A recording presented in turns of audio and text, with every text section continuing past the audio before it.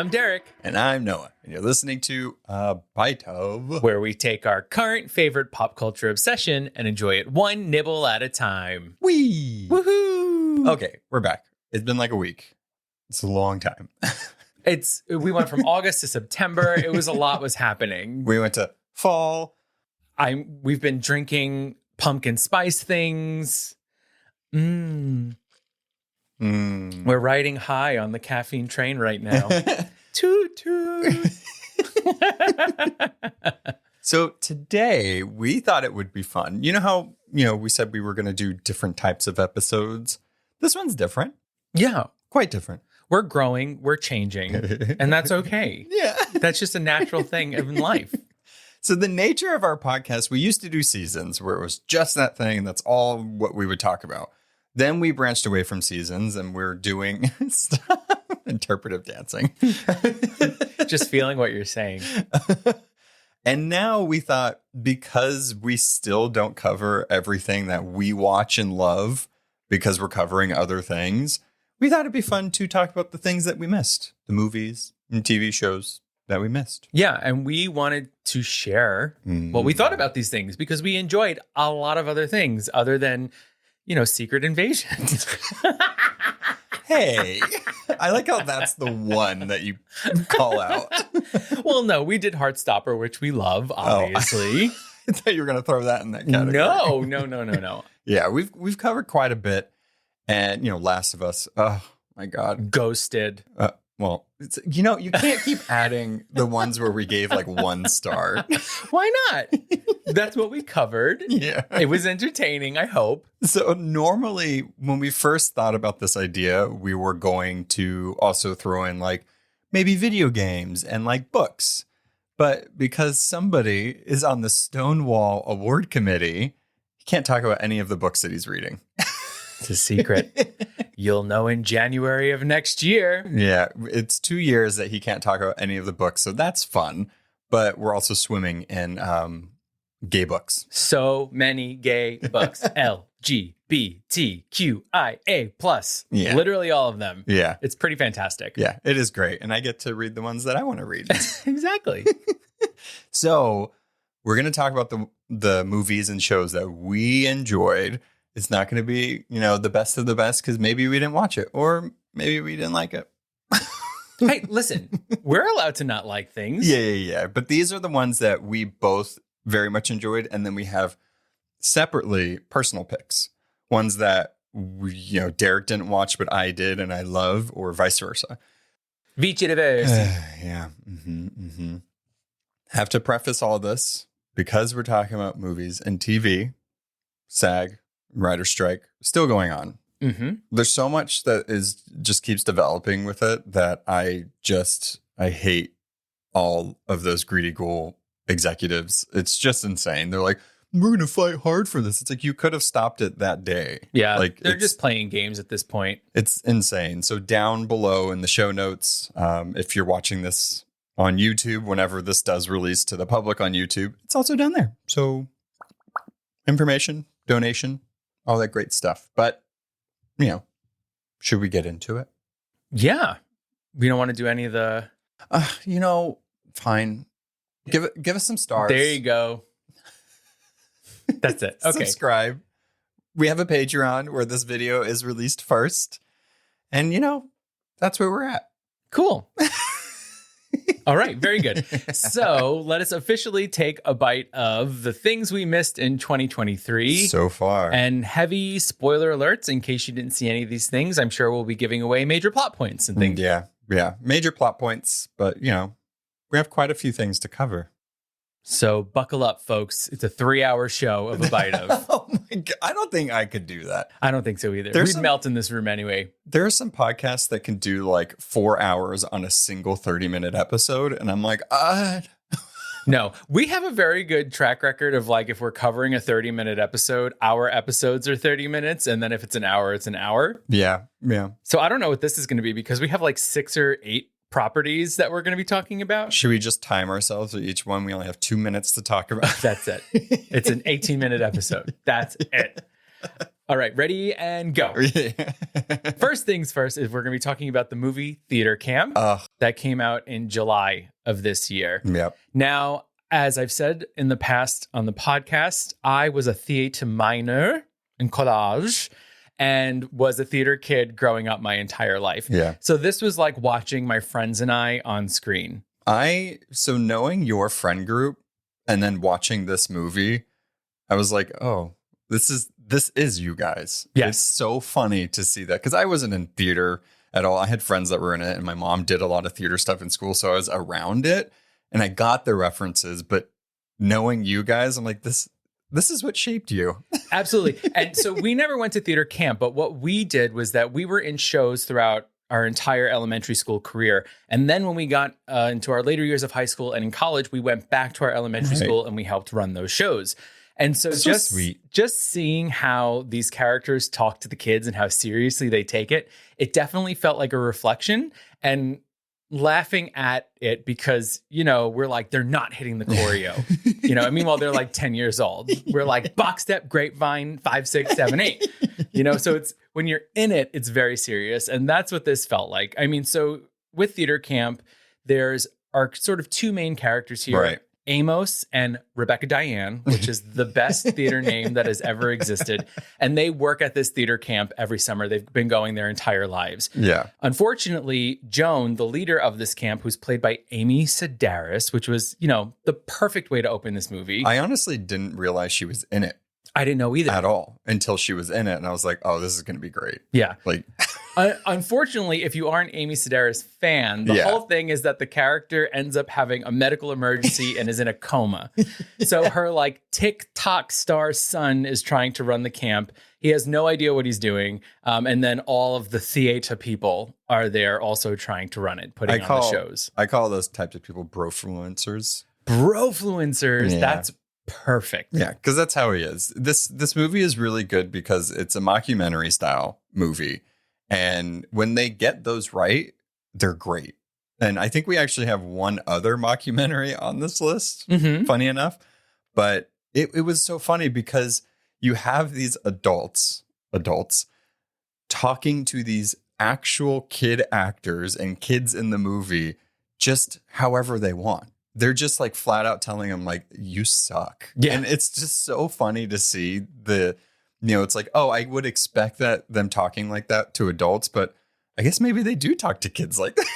Well, listen, if you're trying to get a kid to find the emotional core of the 45-year-old woman that they're playing, you have to be telling them what they need to do. My favorite part of this movie is when the two main characters, it's the first day of camp and they're going to announce that year's play. Either it's a musical or whatever, or a straight play. And they like go through some of the other plays that they've done. It's like the longest introduction ever. And it's so, so funny. Ben Platt was actually really funny in this. We won't talk about Dear Evan Hansen, but that was a misstep. This one, fantastic. Yes. And what I love is that Molly Gordon, who plays Rebecca Diane, not only did she write it, but she also directed it. Yeah. And so I love seeing her have literally those three roles and making this come to life. And as a pair, they played really well off of each other. Yeah. And throughout the film, we actually see them as children performing together. It's so sweet. It's so sweet. So they actually have that connection and grew up together. Right. So you could see when people are friends in real life and are having fun, you could see that on screen, and you see that in theater camp. Yeah, I loved all of the instructors and the different personalities that they had. But, like the dance instructor, the person that does the costumes. And it's just, you see these little vignettes of them and what their classes or their instructions are like. They're just it's so funny. It's so quick. The movie's a crisp, like 90-ish minutes. It's perfect. And it's so quick. It's so funny. And I mean, I don't know. I'm kind of bummed that it didn't get like a super wide release. Like when we went to go see it, I believe it was on the weekend, right? It was a Sunday morning or Saturday morning. And we were the only people in the theaters. Literally, there was 2 other people that came in, but they worked at the movie theater and they were doing their 15 and they like came and sat in the theater and then got out.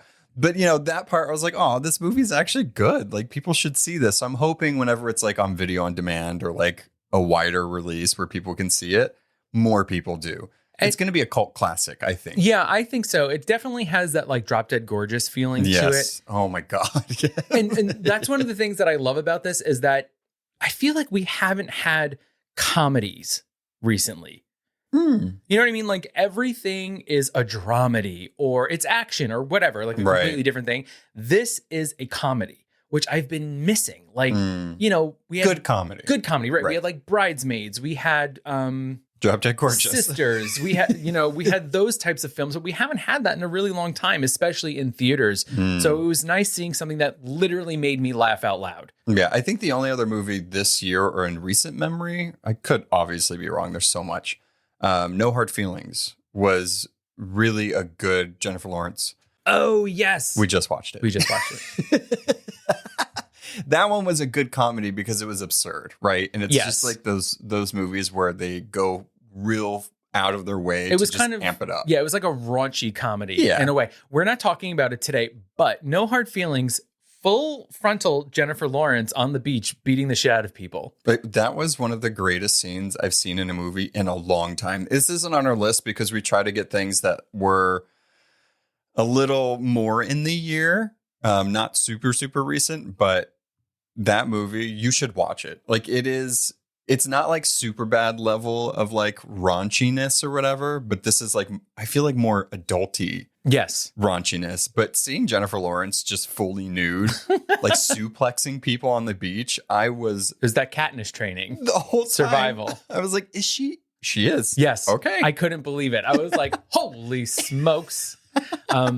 But anyway, there's no naked people in theater camp, as far as I can remember. And there's just funny things throughout it. There's the main storyline between Amos and Rebecca Diane, but we also have Ayo Edebiri in this kind of like 2023 breakout star. She's not in it enough. Agreed. She's very much a minor character. She's someone who lied on her resume, who has absolutely no idea what she's doing at this theater camp. I love that on her resume, she put literally she's proficient or expert on everything. And so when they're like asking her, can you do this? She's like, yeah, totally. And then they're like, okay, I'm here to teach you stage combat. So what is that to you? She's asking the kids to tell her. They're like, huh? Yeah. It's so good. I feel like maybe this was filmed like right before she got like super big. So it was one of those things where she should have probably been in it more, but I'm glad that she got the time she did. Now she's Emmy nominated. Yeah. So of course. Big time, baby. The Bear. Oh. Yeah, she's fantastic in The So Bear. good. Yeah. Highly recommend this movie. I highly recommend it too. I actually can't wait to watch it again. It just made my heart so happy. It was so ridiculous, but very, it had its little heartfelt moments throughout it. Of course. Also great singing. Even when it's ridiculous what they're singing about. I mean, they're obviously incredibly talented. Well, we saw literal videos of them as children performing. Yeah. They've been preparing this for their whole life.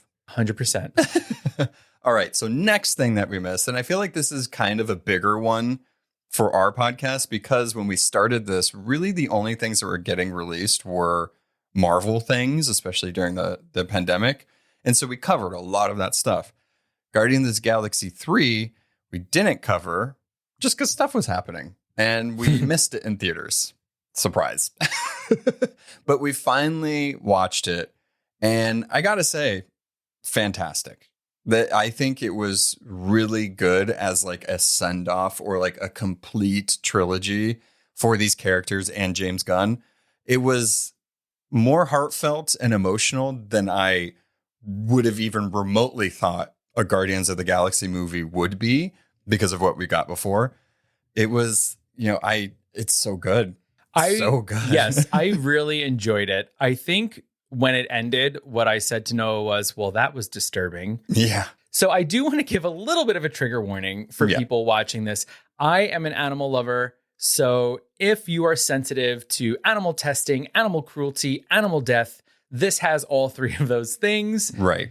Those scenes were very hard for me to watch because the characters were so well done, so beautiful, so sweet. The voice work was phenomenal. It really punch me in the gut. Right. And which it's supposed to do, because we have Rocket, who is tough, who's no nonsense, but we're learning where he came from. Yeah. And he was this beautiful little creature. So tiny, but that was exploited and saw the evils of the world.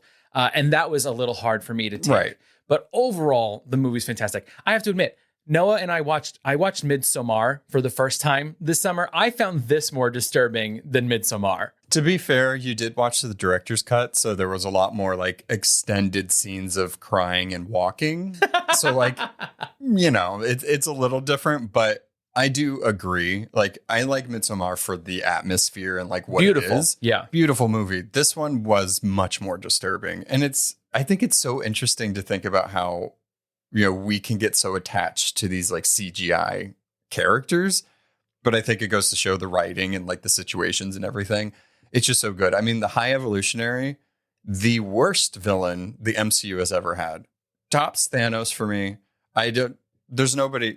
He's the worst. Absolute worst. He's like pure evil. Pure evil. What he's doing, like Thanos is complicated because he was evil, but he was doing it for what he felt was the greater good. Yeah. The High Evolutionary is just like Playing a sociopath. He's just like a megalomaniac. Yeah. He's awful. Yeah. And so what he wants is just to basically destroy. He has no soul. He wants to create the perfect being. But if it's not perfect, then he destroys it. And he has no qualms of doing that. Of course not. No. Yeah, there's a lot of scenes in it where very upsetting, especially with our furry little friends and where those stories end. It was quite upsetting. But the cast as a whole and the movie as a whole, everybody got their moment to shine. People got the send-offs that they deserved. And I'm curious to see where it goes. James Gunn is no longer doing it. Supposedly, he's now head of creative with DC. So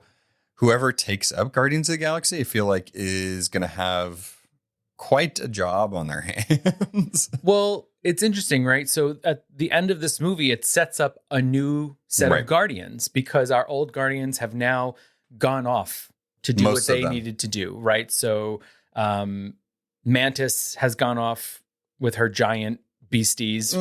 And perfect.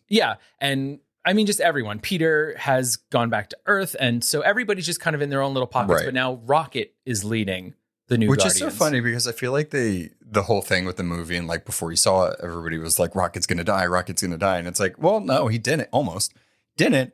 But now he's just the leader of which is nice. I feel like Bradley Cooper is like really the only character that can keep doing the character because it's just the voice. Right. You're right. Very like good you don't point. have to see him. Right. So it's just the voice. But I like the new team. I'm excited to see where it goes. I'm hoping Marvel does this thing where it's like they have like cosmic stuff and they have like street level stuff. They have Avengers stuff. So like kind of separating it a little bit. Yeah. Because we're getting a lot of characters and a lot more stuff. But I want to say this movie is like really high on my list for Marvel movies. It's just really good. It's really good. It's very good. Yeah. 100%. It's really good. It has all that stuff that Marvel does so well when it's really, knocking it out of the park. Yeah. It has all the action. It has the clutching your pearls moments of will they survive? Won't they survive? Right. It has other worlds, really great effects. It just has all that good stuff. I want to say one of my standouts for this because in the other ones wasn't a standout for me. Drax was great. Mm-hmm. Drax was one of my favorite parts in this movie. And I actually really liked how they handled the Peter and Gamora situation because at the end of the day, it's not his Gamora. Right. And I liked that it was addressed. Mm-hmm. But man, that line where it was like, we had fun, didn't we? And it's like, yeah, we did. I'm like, no. What a mind fuck of a situation to be, to have the love of your life be in front of you, but it's not actually the love of your life. I hit the mic. I feel like she probably could have fallen in love with him again, but they're not going to give her that chance. She's gone. Yeah, she's gone, and she has another group of people that she's with. She has her own family. Yeah, she has her own family. She's not a guardian anymore. And it sucks and it's sad for us to see, but she's happy. Yeah, yeah. And Peter is connecting to other people in his life that he hasn't been with in a long time. His grandpa. Yeah, which knew him immediately when he came in. That was sweet. The question is, though, I mean, what happens to Star-Lord now? There's been talks of like there might be a solo Star-Lord movie. I mean, in the comics, this isn't something new. The Guardians team has kind of rotated. You know, there's always been like one or two stationary members from the original that stay. And sometimes they go off and form their own team. So it's something that happens. And I like that they're expanding that team. As far as Star-Lord, it could be anything. Him exploring his lineage, you know, celestial stuff, whatever. You know, I don't know. I think it might be a little odd if it's just like an Earth-based him figuring out how the world is now. I'm just an Avenger now, basically. I wouldn't. It's Chris Pratt, so I'm just like, I've seen it before. Just watch Parks and Rec. He acts the same way. He now creates a band called Mousetrap. Yeah. Oh my God, it's just Parks and Rec. It's just Parks and Rec, but he only does covers of stuff from like the 80s and 90s. Everything that's on his cassette tapes, that's what he covers. So also highly recommend. Everything on here we recommend because we chose these because we liked them. Yeah. So if you haven't watched it, which I think we're the only people that didn't watch it when it came out. I couldn't believe how long we went without seeing it. That was crazy. And it was a long movie. It was. It was nice to be comfortable at home. Yeah. Watching it. That's all anybody wants. It's nice to be comfortable at home. Yeah. Right? And end of my thesis. That's life. It's just nice to be comfortable at home. All right. Do you want to do this next one? Let's move on. So we are taking David Bautista from Guardians, and we're now moving to knock. Did you call him David Bautista? Yeah, I have that written down. I think it's Dave Is Bautista. It Dave? I wonder if IMDb has it as David. Nobody I just calls copied him that. The list. That was weird, Yeah. right? It sounded wrong. How bizarre. Nobody calls him that. Sorry, everyone. It really threw us off. But continue. So we're going Dave, from one depressing thing to another. Yes. So we started at really happy comedy. Then we went to a mix. And now we're just going into full on horror. Despair. So we are going to Knock at the Cabin, which was directed by M. Night Shyamalan and is based on the novel The Cabin at the End of the World. Yes. So Noah and I both read this book. Had completely different feelings about the book, by the way. Yes, there were things in the book that I thought were unforgivable. Yeah. Well, okay, let's spoiler. If you haven't read the book, we're probably going to mention the book. Yeah. So like skip over this until the next one if you don't want to. Very good point. This movie, I was very cautious about this movie. One, because of the director. M. Night Shyamalan can be very hit or miss. Mm-hmm. You know, he has stuff like The Village, but he also has stuff like Avatar: The Last Airbender. We don't talk about that. Yeah. No one should talk about that. And The Happening. You know, so it's like, I like The Happening. Stop. Marky Mark being like, the trees. What? Exactly. No. Zoe Deschanel like, oh, the trees. No. So you're like making I like me how you don't mention The Sixth Sense or you don't mention Signs, which are like two of the strongest ones in his catalog. Don't do Signs. Signs is amazing. I don't do Signs. I know. You don't like aliens. No. It's fine. I love aliens. Not those aliens. He's scared of aliens. I can watch aliens, but not Signs. And you didn't aliens. you didn't have a problem with oh, for Christ's sake. The Kiki Palmer. Nope. Because there was no aliens in it. Oh. It was just the big... That thing sucked people up and ate them. That was amazing. I love that movie so much. We covered that on our Patreon. Okay, but so Knock at the Cabin, it's, you know, two dads with their daughter Wen, 4 strangers come. It's a home invasion, but the entire movie takes place pretty much in the living room, and they have to make a choice to kill one of the 3 of them to save the world. Right. And if they don't do it, they have to kill each other, which will bring about a plague on the earth.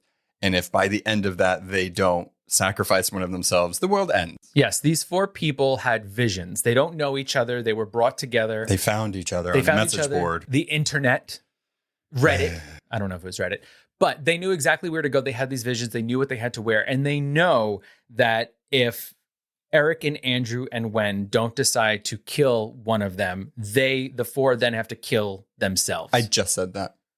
I know, but I was just giving a little more context. I'm just kidding.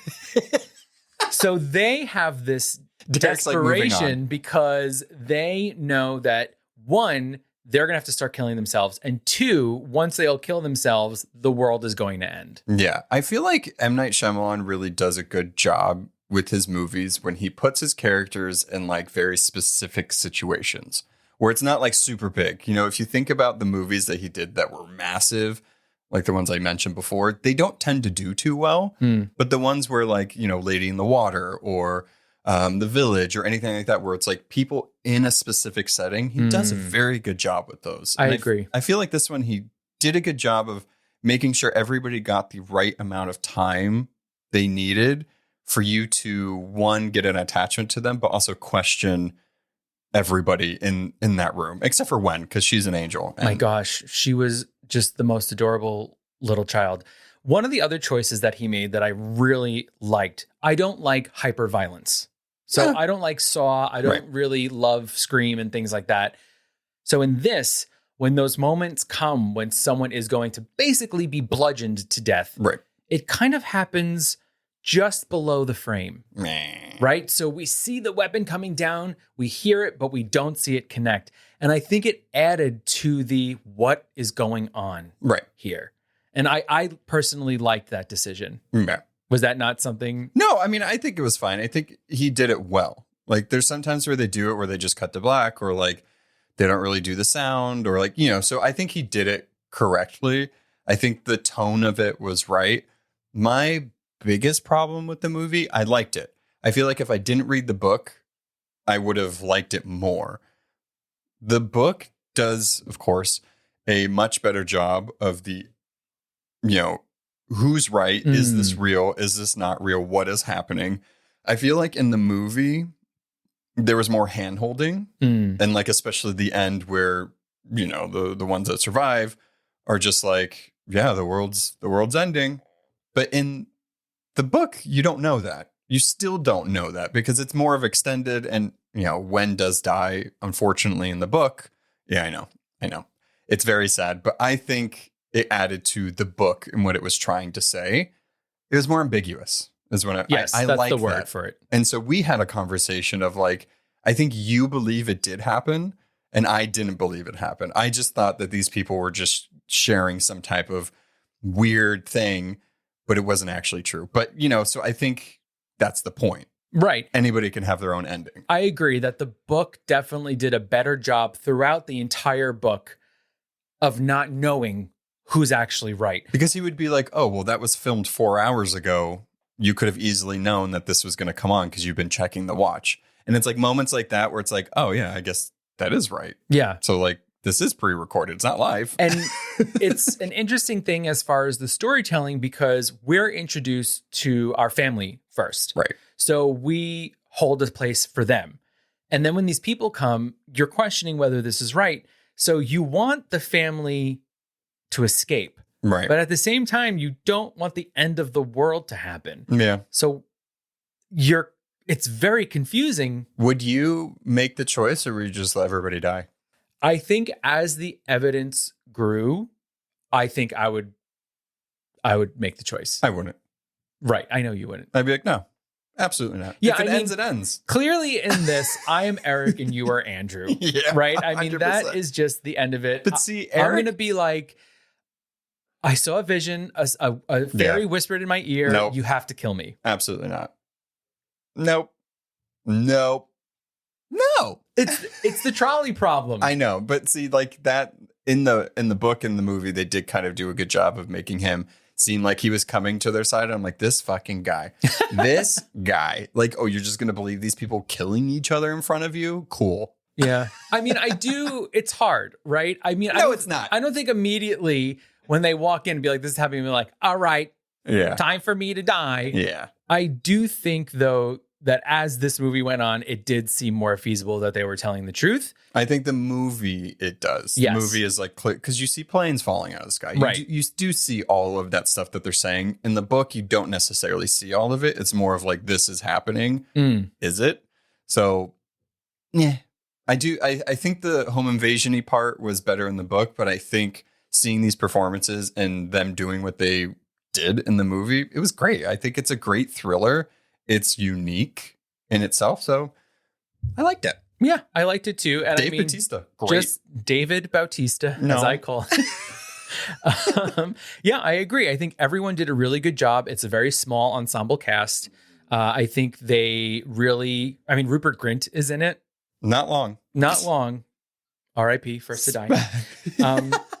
But I think that everybody really took their role and chewed the scenery and lived in that. And I liked it. I really liked it. And plus, there's something to be said of, although it is violence within it, it is nice to see a horror movie where there are two gay dads as main characters. Yeah, you see gay people sometimes, but you don't see two adult parents that are gay. Right. I don't know of any other horror movie that does have gay parents. There probably is, but and that aren't just like, coming to a party, sort of thing. It's like, no, these are these people. They are on vacation. This is what they're doing. Representation. Imagine. It matters.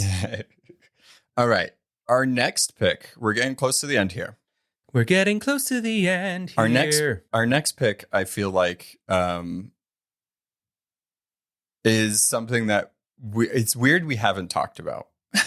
Ever. I think we've mentioned it a little bit because why not? And we post about it quite a bit on social media. What We Do in the Shadows season 5.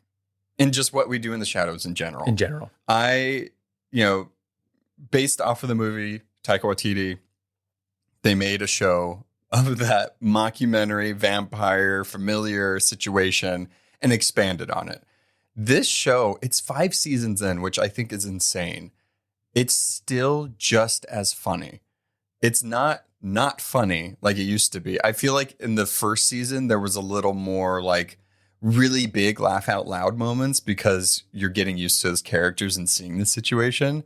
But still, they find a way to make it so funny. And I love these I love these vampires. The vampires, they, as characters, as we've gone through these years with them, they themselves just keep getting more and more ridiculous. Yeah. And I'm here for that. Yeah. I want to see them become bigger and funnier and do more ridiculous things. And if you think about it, these vampires, I mean, have been around for hundreds of years. Millennia. And they still are just fools. Yeah. In our current world. Yeah. They still dress in their garb.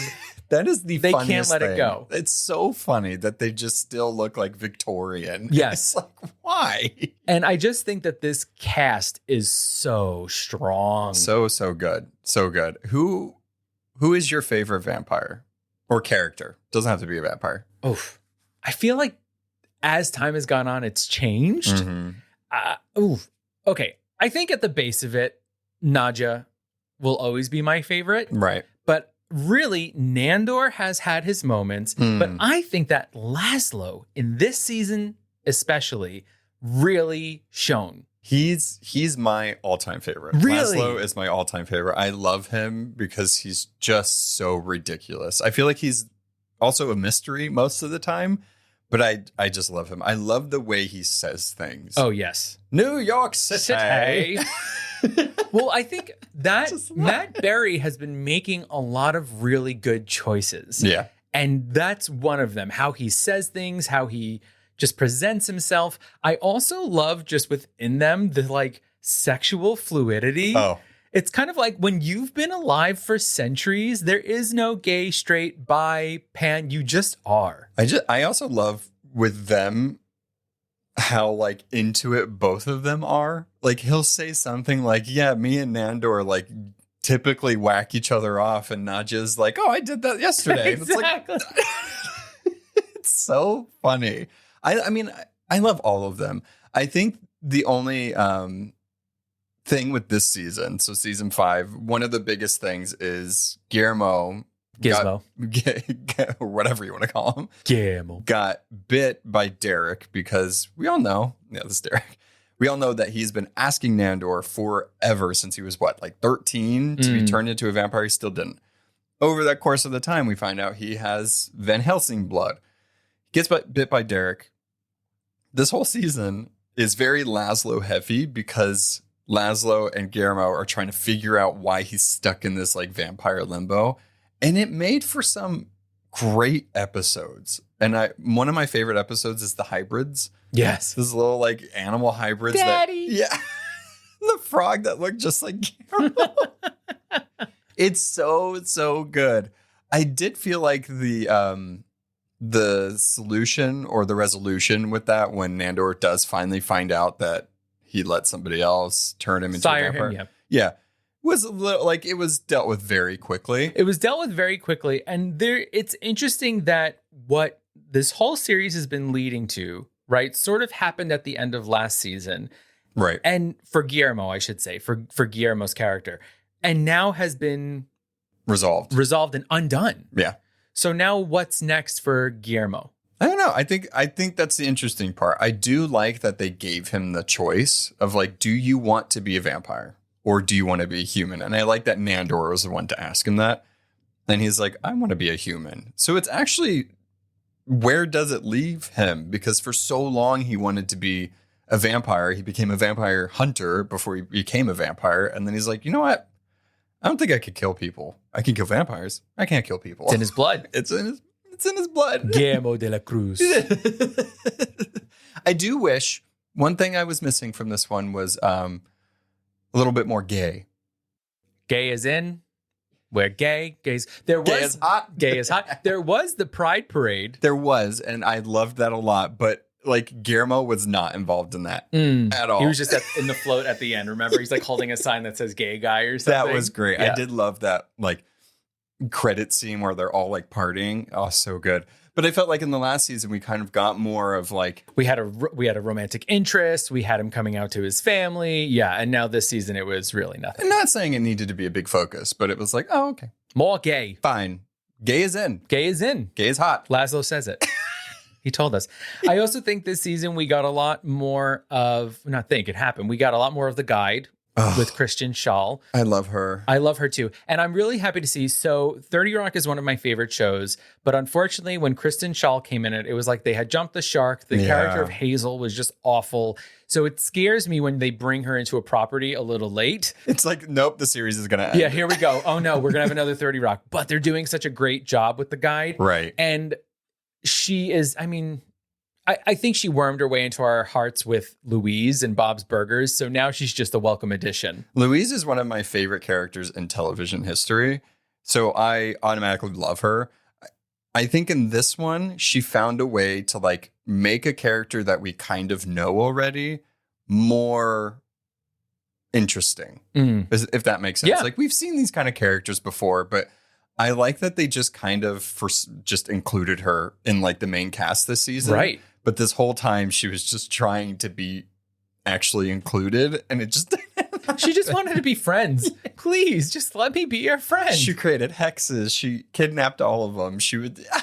It's just insane. I love it. I love it. You know, so good. So good. One of the other things that I loved about this season is that with the ending, with everything that happens with Guillermo, they actually all love Guillermo. Oh, yeah. None of them wanted anything to happen. Whereas in the beginning, he was like, they couldn't stand him. He was just their human familiar. Yeah. You know, but now you can see what Nadja and Laszlo were trying to do for him to protect him.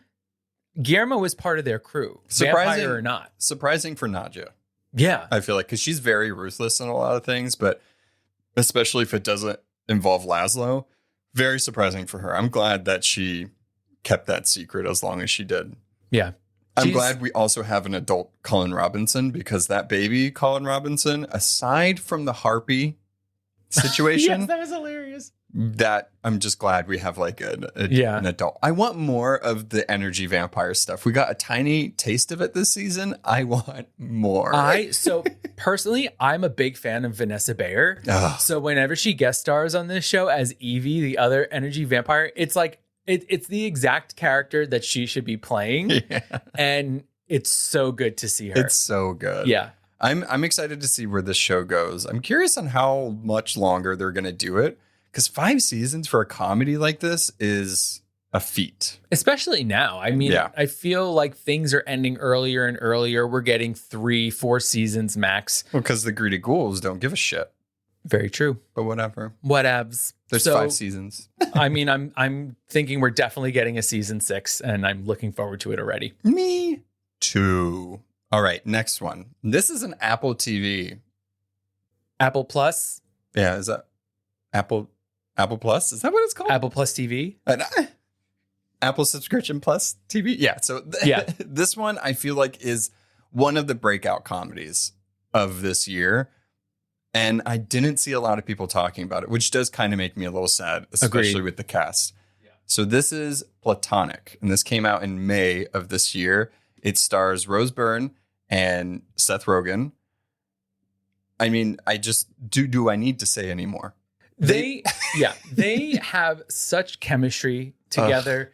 They are just hilarious. This is one of those things. It came out weekly that I was every week going, there's a new Platonic. Yep. Like I couldn't wait to watch it again. And we were both excited for it.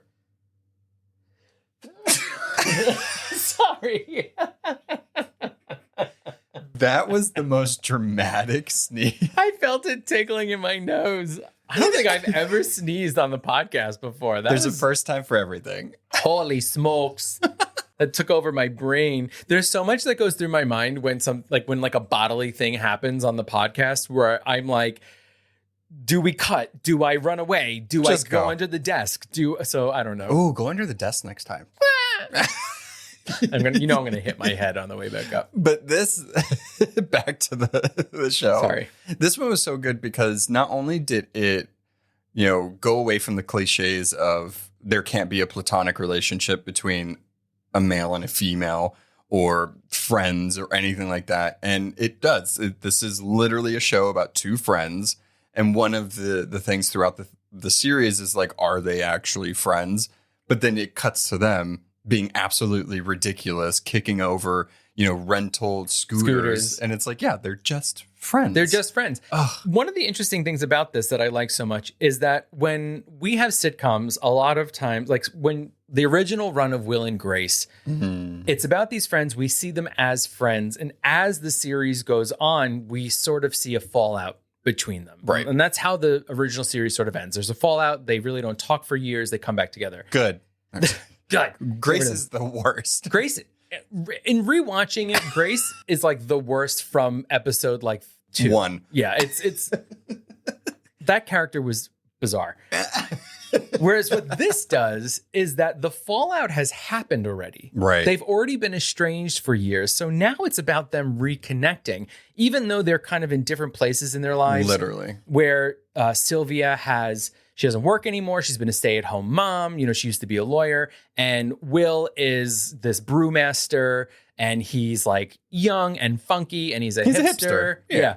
He has some of the I wanted to dress like Will. Oh, so good. The style is fantastic. The use of necklaces, the hats. That's just how Seth Rogen dresses, though. Like, that's... Seth Rogen... He just came to set. What Seth Rogen in real life does all day is he smokes weed, right, and he does pottery. Right. And then he produces shows and things like that. I feel like Rose Byrne is the type of person that, like, drinks rosé whenever she wants. Rosé Byrne. That's the brand. She should really have that brand. It has her face on it. It's just but hosts probably the best lunches, dinners, whatever. Like her comedic timing is one of the best, and physical comedy. She's so good. It's like watching Bridesmaids, but it's all her. Exactly. It's so good. And I think going into this, you think like Seth Rogen's going to steal the scene. He's going to be hilarious. Actually, he kind of plays the straight man, and she is the comedy. It's so good. Oh my gosh. There's a scene where they go to Johnny Rocket.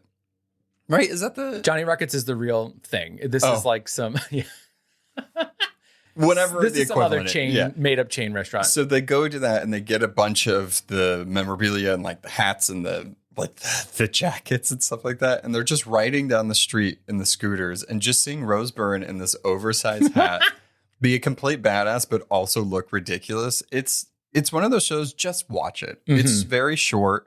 I hope they get a second season. I would really love a second season. It's a lot of fun, and it does get poignant at times when it needs to, but it's one of those awkward, what are relationships and friendships at some point. The last episode is very emotional, but like in a I relate to that type of situation, and also very funny. Very funny. I also wanted to, speaking of very funny, the supporting cast in this is also fantastic. Very good. We have Luke McFarlane, who plays Charlie, Sylvia's husband in this, and he's dealing with what does their relationship mean. The most awkward, humping. One of the funniest scenes I've seen in like a comedy like this, and like he gets drunk and his coworkers there, they're both very drunk, they're doing whatever, and like this is at the point where like he's kind of jealous of Will being back in Sylvia's life, and so like his idea is to like get drunk late at work with his coworkers, but when the other coworker leaves and it's just I can't remember her name, but she's there with him, they're like dancing together, and then they like dry hump. It's so weird. And it's the most awkward thing, but he has so much guilt. Oh my And so gosh. when he finally tells Sylvia about it, and she's like, what? You dry humped? Like what? She's doesn't even understand the situation. I wish I could remember the song that they were dancing to. It was like, it was so awkward. That whole scene was just hilarious. I also, Carla Gallo, who plays her friend Katie. I mean, this is another breakout star. It's like School Moms. Oh, I love it. She is so funny because she's incredibly raunchy. Her Right. delivery is perfect. Another just fantastic scene partner for Rose Byrne. Yeah, I feel like this is a good comedy to watch when, you this weekend. Yeah. Just watch it. Binge it. Binge it. And it's very quick. It's so funny. Do it. Highly recommend. Make it get a second season. Please. Because Please. they left it open where there could be a second season. Right. Ugh, we have to wait. All right. Another Apple one. We have three more. Okay. We could do this. I feel like our personal picks might be a little quick. But Quick. who Make it knows? snappy. Yeah. Make it snappy. So this one we kind of added because one we forgot. It came out this year. It came out in March. It came out in March. Right, this year. Earlier this year. Yeah. I'm just saying why we forgot about it is because it was from so long ago. Yeah, but we included stuff from February. But we watched that recently. We watched this in real time. So the last season of Ted Lasso. I mean, what can we say about Ted Lasso that hasn't already been said? That I think we've briefly talked about Ted Lasso in the podcast before. A long time ago. A long time one. ago, yeah. Mm-hmm. I think, was it a Patreon episode? Yep. Yeah. Yep.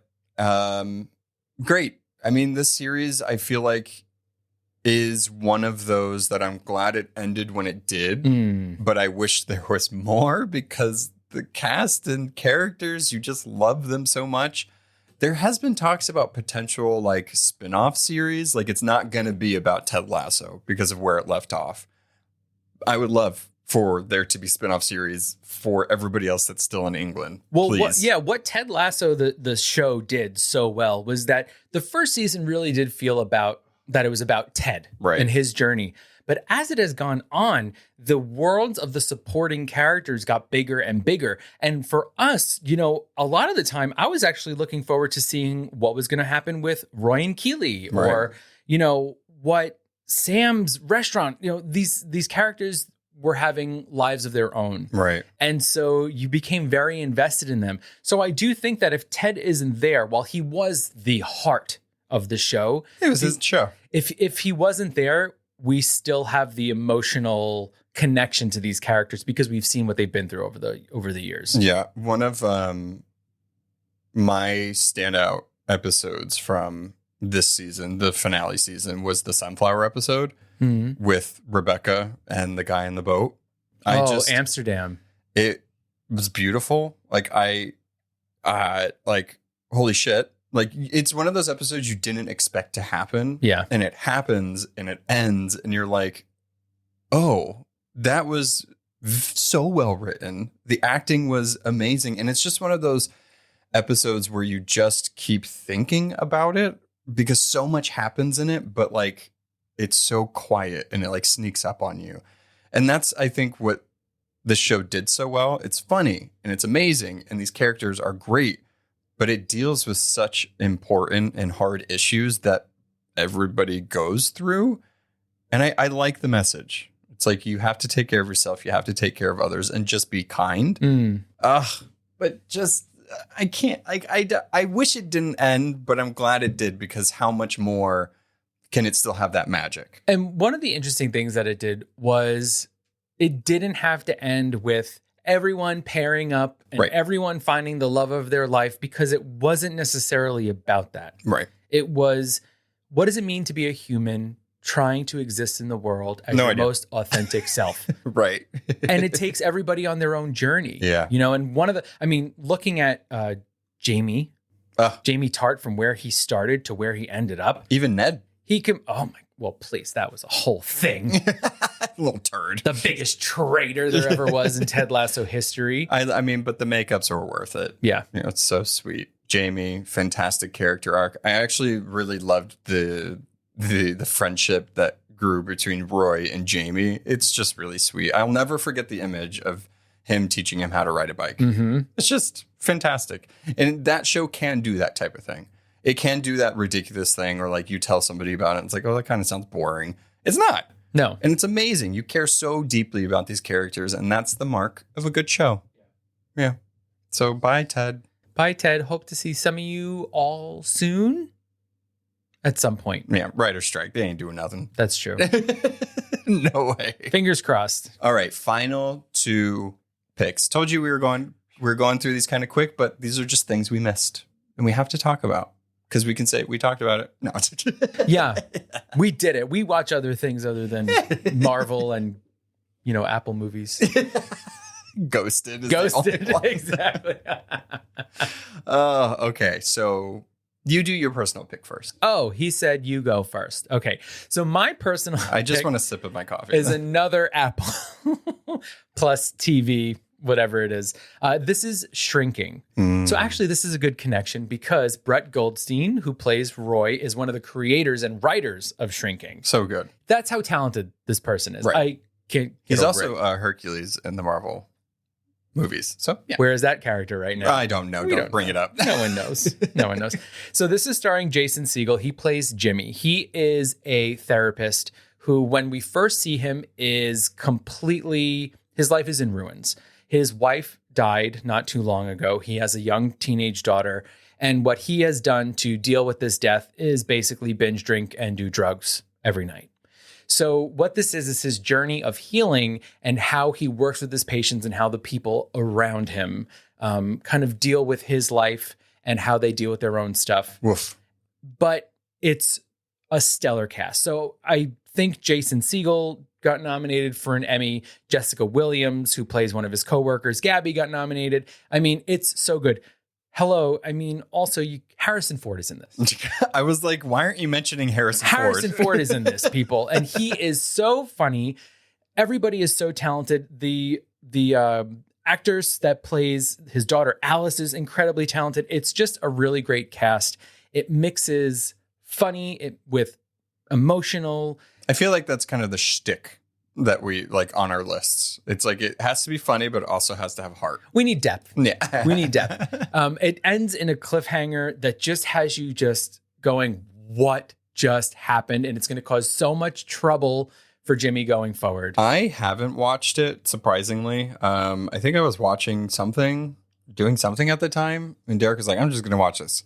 And I remember when you watched the last episode, I think I was in this room and you were in the living room and you were just freaking out. And I was like, what? Because I thought you were watching And Just Like That. And I'm like, there's no way he's freaking out. Oh, that is not on my list. Yeah. The people are mad. Okay. Don't get me started. But so I'm excited to watch it. I do want to watch it, but it's so much about grief and healing, but they do it so well and add so much comedy. I mean, Michael Urie is in this as well. He's perfect. Everyone. Krista Miller plays their next door neighbor, Liz, who Krista Miller has this way. I mean, she was in the Drew Carey Show. She was in Cougar Town. She has this way of playing a character that's so bitchy, but you love them. And there's also a character named Derek in it. So everyone has to watch Shrinking. Well, are they a good character? You think you're going to hate them in the beginning, but he actually turns out to be really great. Oh, surprising. I know. Derek's are never really well done. They're usually...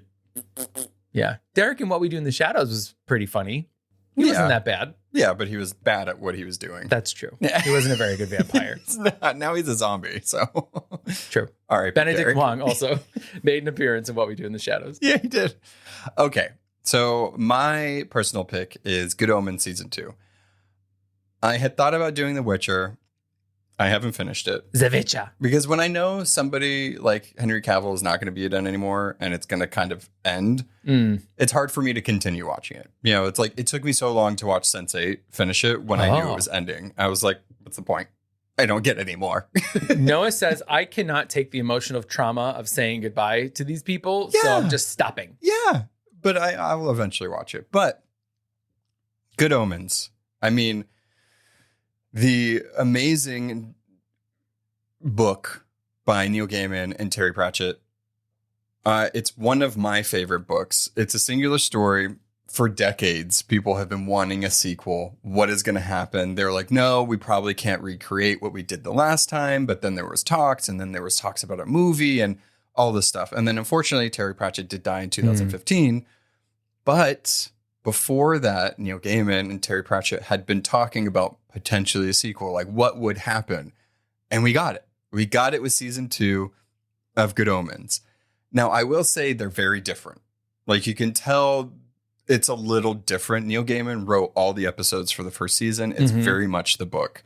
It has trying to stop the Antichrist from bringing about the end of the world. What happens with that? This one is a lot smaller. And it's more, it takes place in the street with Aziraphale's bookshop. Everybody's back. Some of the characters, the actors changed out. But it's very much about them, Aziraphale and Crowley, and what their relationship is and what goes on with that. But it's just perfect. Like, it's one of those shows where the actors themselves, you have these people that are such good friends in real life, and then they play characters who are such good friends in the show, and it shows through that. David Tennant and Michael Sheen are some of the greatest people to be together on the screen. If you watch the show Staged, it came out during the pandemic. It's just like watching Aziraphale and Crowley, but not in makeup and red hair and white hair. But I think that if you're a fan of the books and you haven't watched it, you should watch it. Because this one I would equate to, let's say, Our Flag Means Death, where it's like, are they a thing? Like, do they like each other? It's like a whole season, and then the second season, and then the last episode of this season for them to realize. Wow, they're really dragging it out. But it's one of those things where it's like it parallels almost funny enough to Our Flag Means Death. It's like these people that have such a big connection, and then it's like, oh, the connection goes further than just friendship. You know, the show is just good. It's one of those things where like it's hard to describe like how much I like it, and it's so ridiculous. It's actually absolutely batshit crazy, but I just love them and I love the characters, and so it's their chemistry. You cannot beat that chemistry. And it's David Tennant. Like, what do you like? If you've been like, I don't know if I want to watch it, just freaking watch it. It's good and gay. Good and gay.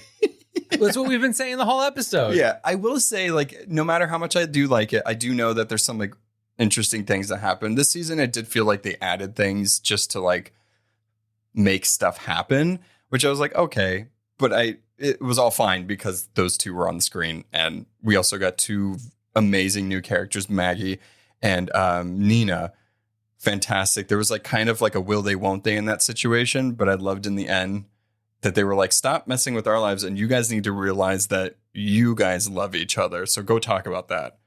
It's all about love. It's very gay and very like talking about the hypocrisy and the ridiculousness of the Bible, and it's just all the things I love. It sure is. That's Noah wrapped up in a bow. Yeah, love it. So good. That is our so far what we've missed in 2023. Yeah.